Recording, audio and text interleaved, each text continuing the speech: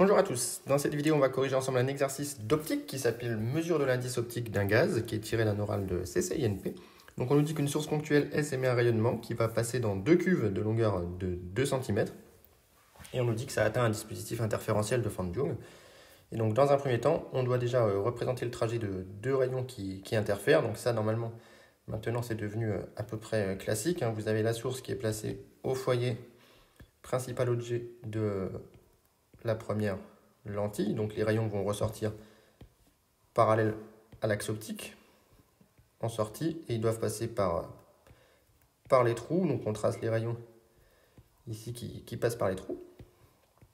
Et ensuite, on va regarder ce qui se passe en un point M qui est un foyer secondaire image ici, donc je trace mon rayon guide ici qui est le rayon qui passe par le centre optique et qui n'est pas dévié, et donc par propriété des foyers secondaires, les rayons ici qui vont venir interférer sont les rayons qui sont ceux que je suis en train de tracer en bleu.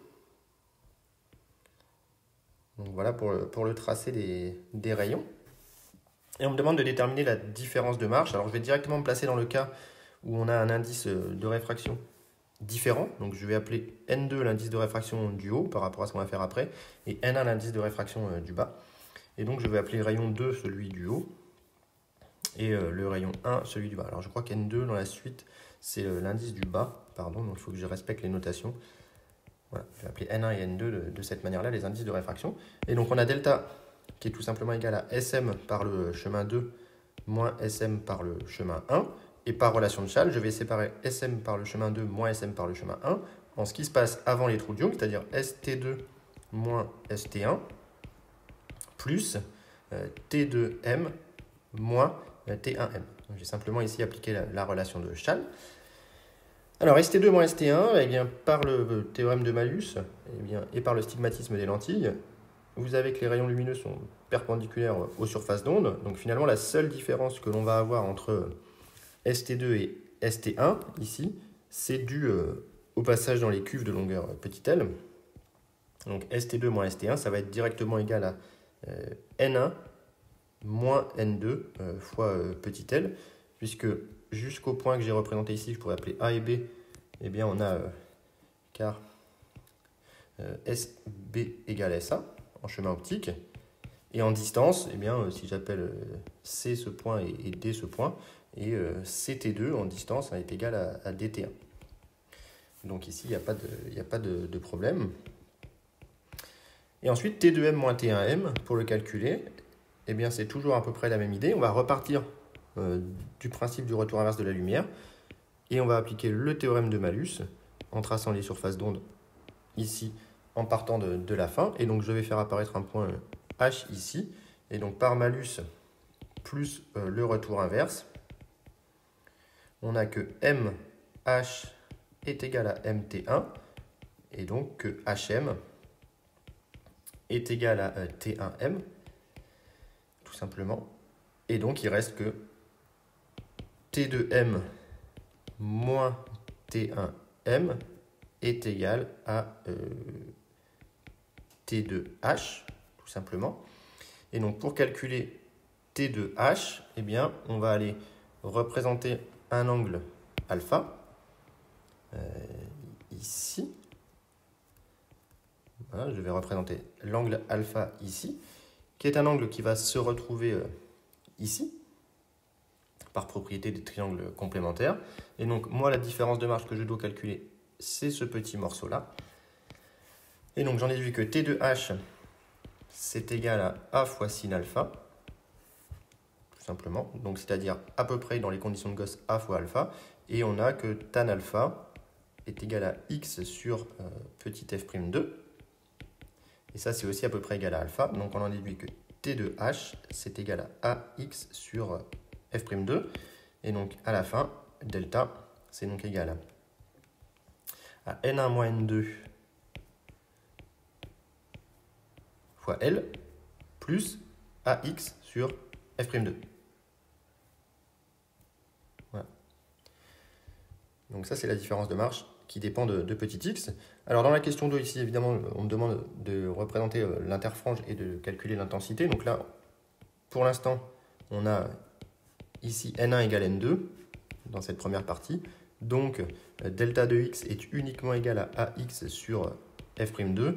Et par formule de Fresnel, I de x va être égal à 2I0, facteur de 1 plus cos 2pi sur lambda 0 fois AX sur F'2. Et donc, je peux faire apparaître l'interfrange comme étant la période spatiale de la figure d'interférence, c'est-à-dire sous la forme 2pi sur I x.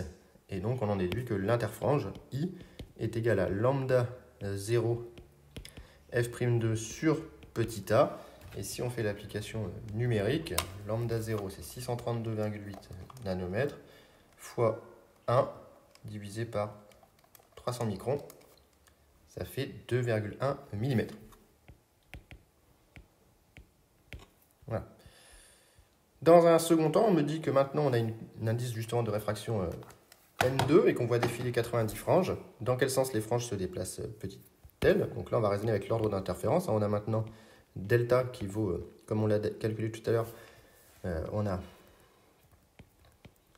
N1 égale 1, d'où delta est égal, on avait obtenu N1 moins N2, donc ça va faire 1 moins N2 fois petit l, plus AX sur F'2, et donc l'ordre d'interférence, P est égal à 1 moins N2L sur lambda 0, plus AX sur lambda 0 F'2.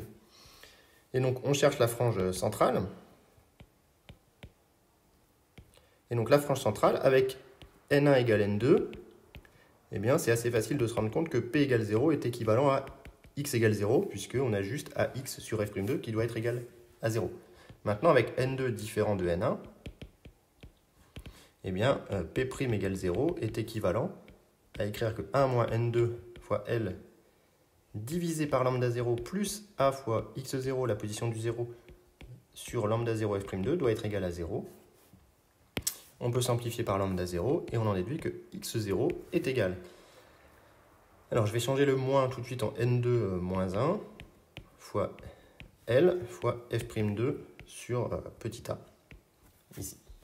Et donc là, on s'aperçoit que cette valeur est positive, c'est-à-dire que la valeur X0 de la nouvelle frange d'interférence est devenue positive, donc elle a été décalée vers le bas. Attention, l'axe X est pris décroissant vers le bas ici, donc défilement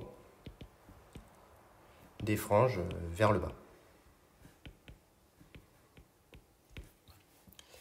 Et donc maintenant, je peux calculer l'indice N2 en se servant de l'information qui est qu'on a vu défiler 90 franges ici et qu'à la fin, on a une frange sombre au centre, donc ici. On peut déduire de l'énoncé que X0 est égal à 90 plus une demi-frange fois l'interfrange, tout simplement. Et donc ça nous fait 90,5 fois ce qu'on a calculé tout à l'heure, ce qui nous fait 19 cm. Et maintenant, on peut extraire, enfin, comme X0 est égal à N2 moins 1 fois L fois F'2 sur petit a, eh bien on peut inverser cette relation pour obtenir N2 comme étant 1 plus A fois X0 sur F'2 fois grand L. Et donc si on fait le calcul numérique, on a 300 microns, F'2 c'est 1 et grand L c'était 2 cm. Et qu'on fait plus 1, on tombe sur un indice de réfraction qui vaut 1,00286 ici, comme valeur d'indice de réfraction. Donc c'est une valeur assez faible qui est supérieure à l'indice de l'air. L'indice de l'air c'est 1,00, encore un 0, 229. Et donc on peut déterminer l'indice de réfraction de cette manière. Alors ici, on me donnait un grand N, je ne vais pas faire le calcul de l'incertitude type, mais on me donnait grand N qui vaut 90 plus ou moins 5. Donc comme X0 est égal à grand N environ, ici le 1,5 est peu important au vu de l'incertitude type, fois I, eh bien on pourrait calculer U de X0 comme étant par loi de produit X0 fois U de N sur N. Ça, on peut faire le calcul assez facilement. On était sur du 19 cm fois 5 sur 90. Ce qui fait du grosso modo 1 cm. Et donc une fois qu'on a U de X0 qui vaut 1 cm, on pourrait calculer U de N2 par méthode de Monte Carlo par exemple.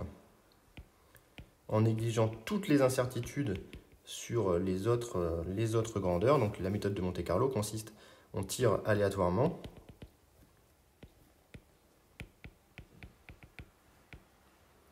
Et bien x0 dans l'intervalle x0 moins u de x0 fois racine de 3, hein, si on prend un modèle rectangulaire, x0 plus u de x0 fois racine de 3. Vous tirez aléatoirement x0 de cette manière-là, 1000 fois par exemple, et vous appliquez 1000 fois la formule de n2, et ensuite, enfin, on prend la moyenne et l'écart type des valeurs de n2 obtenues. Voilà la technique que l'on pourrait employer ici pour déterminer l'incertitude type sur n2. Donc voilà pour cet exercice assez classique, mais assez intéressant, avec pas mal de choses à savoir faire dedans, tracer les rayons, calculer la différence de marge, se rendre compte de ce qui se passe quand on a un indice différent, défilement des franges et indice de réfraction. Donc s'il y a des questions, n'hésitez pas à les mettre en commentaire, j'essaierai d'y répondre le plus vite possible.